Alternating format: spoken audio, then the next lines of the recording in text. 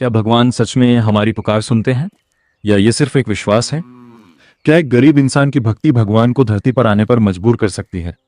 आज की ये कहानी सिर्फ एक कहानी नहीं, बल्कि सच्ची भक्ति की ताकत का प्रमाण है, जहां एक साधारण इंसान की श्रद्धा के सामने स्वयं श्री कृष्ण को अपने नियम तोड़ने पड़े।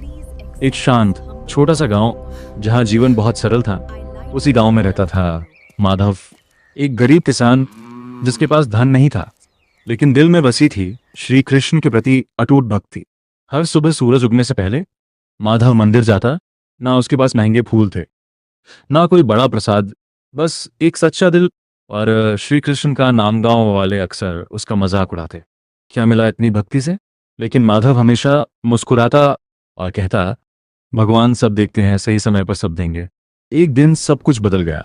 भयंकर सूखा पड़ा, खेत सूख गए, अन्न खत्म हो गया और माधव के पास खाने को कुछ नहीं बचा। कई दिनों की भूख के बाद उसके पास सिर्फ एक आखिरी रोटी बची थी। वो उसे लेकर मंदिर की ओर चला। सोच रहा था आज यही प्रसाद चढ़ाऊंगा। रास्ते में एक बूढ़ा साधु मिला जो भूख से कमजोर था। उसने हाथ जोड़कर कहा, बेटा कुछ खाने को दे दो। माधव रुक गया। उसके हाथ में वही एक रोटी थी। कुछ पल के लिए उसने सोचा, फिर बिना कुछ बोले उसने वह आखिरी रोटी साधु को दे दी और खुद भूखा रह गया। उस रात जब माधव भूखा सो रहा था, अचानक उसके घर में एक दिव्य प्रकाश फैला। पूरा कमरा चमक उठा और फिर उसके सामने प्रकट हुए स्वयं श्री कृष्ण। मुस्कुराते हुए, करुणा से भरे हुए श्री कृष्ण बोले, माधव तुमने आज मुझे ही भोजन कराया है। तुम्हारी भक्ति सच्ची है और मैं तुम्हारे प्रेम से प्रसन्न हूं।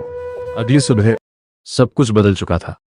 खेत हरे भरे थे, घर में सुख था और माधव के चेहरे पर सच्ची शांति। ये कहानी हमें सिखाती है कि सच्ची भक्ति में ताकत होती है। जब दिल से भगवान को पुकारा जाता है तो वह नियम नहीं, प्रेम देखते हैं। अगर आप भी श्री कृष्ण में विश्वास रखते हैं तो कमेंट में लिखें राधे कृष्ण और चैनल को सब्सक्राइब करना ना भूलें।